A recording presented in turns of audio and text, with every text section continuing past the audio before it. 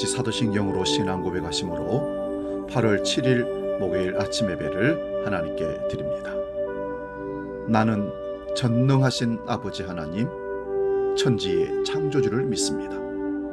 나는 그의 유일하신 아들, 우리 주 예수 그리스도를 믿습니다.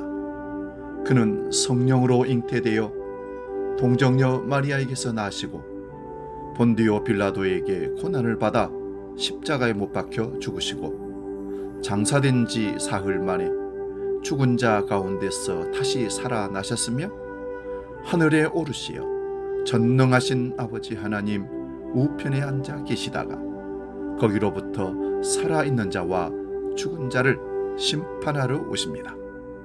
나는 성령을 믿으며 거룩한 공교회와 성도의 교제와 죄를 용서받는 것과 몸의 부활과 영생을 믿습니다. 아멘.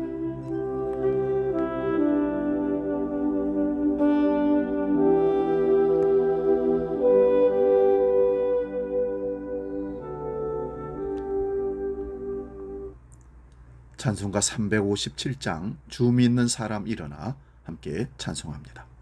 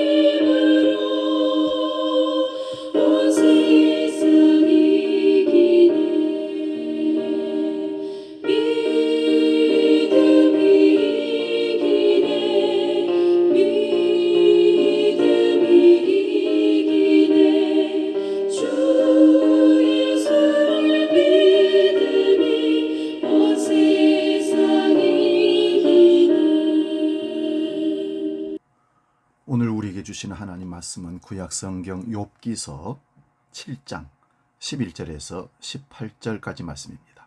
구약성경 768면에 있습니다. 욥기 7장 11절에서 18절 봉독할 때에 살아계신 하나님의 음성을 들을 수 있기 바랍니다. 지금 봉독합니다.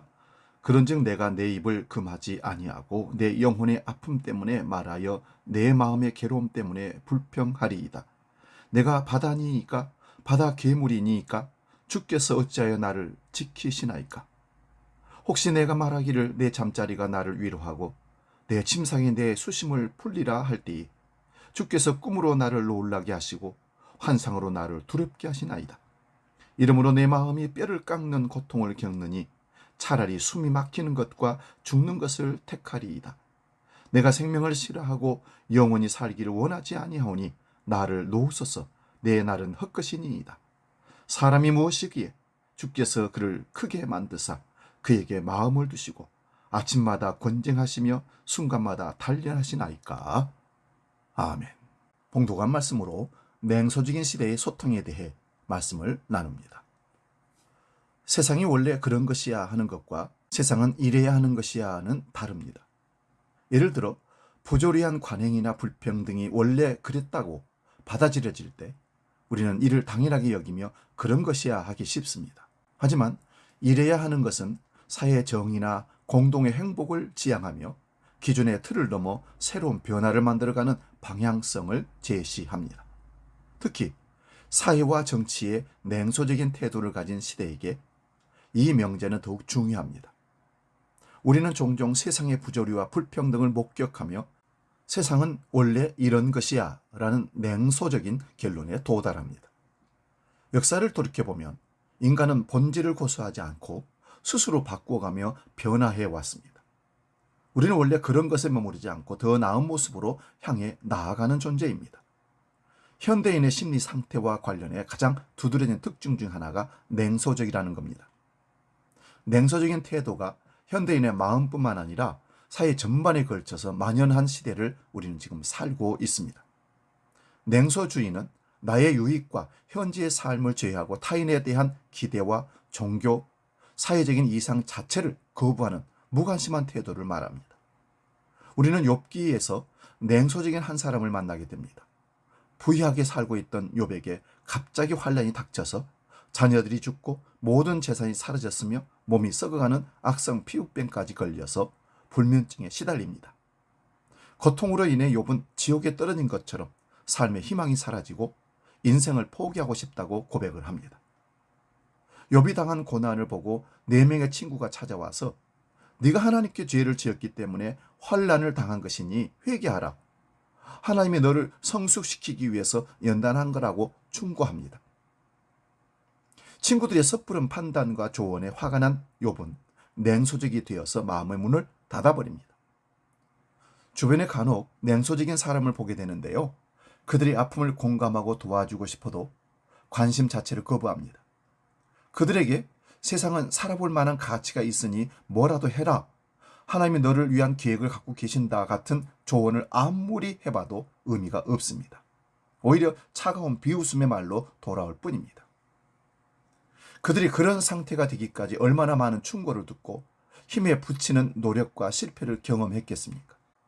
그런다고 황폐해진 삶이 회복될 희망도 보이지 않고 수없는 위로와 조언이 그들에겐 기억하기 싫은 고통을 떠올리는 또 하나의 희망 고문이 되어버렸습니다.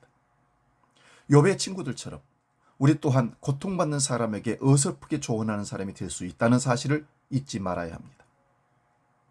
욥기를 보면 이유를 모르는 욥의 고통에 대해 당사자 욥의 말은 30% 분량이고요. 친구들의 평가와 조언이 대부분을 차지합니다. 정작 하나님은 욥이 인생을 포기하고 하나님의 존재마저 거부하는 상황에도 어떤 조언이나 코치를 하지 않으셨습니다. 단지 가만히 듣고 계셨다는 걸 성경을 통해서 알 수 있습니다. 그러다가 하나님은 욥에게 하나님의 전등하심을 보여주시고 친구들에게 섣부른 충고가 잘못된 방식이며 욥에게 용서를 구하라고 욥기 42장 7절 8절에 말씀합니다. 여호와께서 욥에게 이 말씀을 하신 후에 여호와께서 대만 사람 엘리바사에게 이르시되 내가 너와 네 두 친구에게 말하노니 이는 너희가 나를 가리켜 말하는 것이니 내 종 욥의 말같이 옳지 못함이니라. 그런즉 너희는 수소 7과 순양 7을 가지고 내 종 욥에게 가서 너희를 위하여 번제를 드리라. 내 종 욥이 너희를 위하여 기도할 것인즉 내가 그를 기쁘게 받으리니 너희가 우매한 만큼 너희에게 갚지 아니하리라. 이는 너희가 나를 가리켜 말한 것이 내 종 욥의 말같이 옳지 못함이라. 이렇게 함으로 말미암아 냉소적이었던 욥의 문제가 회복이 됩니다. 성경에서 하나님은 중요한 진리를 반복적으로 말씀하시지만 인간이 죄를 범하고 답을 몰라 방황하며 냉소적일 때는 말씀이 많지 않습니다. 채찍을 빨리 들기보다 연약하고 냉소적인 마음에 공감하면서 스스로 깨달을 때까지 기다려 주십니다. 그런 면에서 듣는 것이 최고의 치유요 능력이라고 봅니다. 여기 교훈이 있습니다. 이 시대 그리스도인과 교회가 회복해야 할 중요한 가치 중에 하나가 있습니다. 바로 상대방을 평가하고 답을 제시하려는 부담을 내려놓는 것입니다. 대신 고통의 탄식과 답이 없는 넋두리, 냉소적이고 우울한 마음을 끝까지 잘 들어주는 들음의 영성을 가정과 교회, 사회에서 실천하는 것입니다. 이제 우리는 냉소적인 이 시대에 어떻게 소통할 것인가?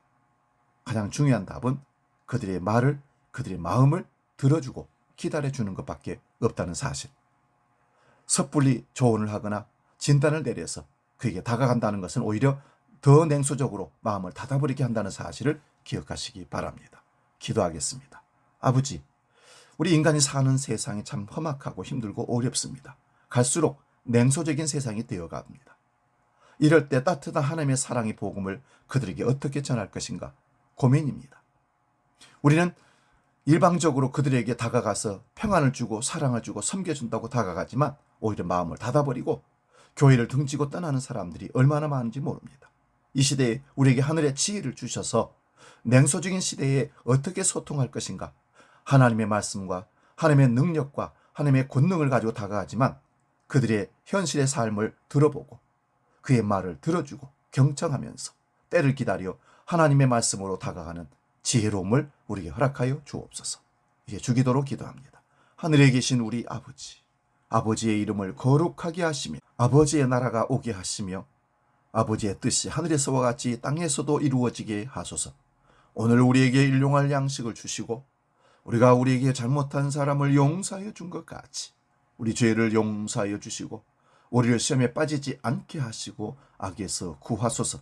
나라와 권능과 영광이 영원히 아버지의 것입니다. 아멘.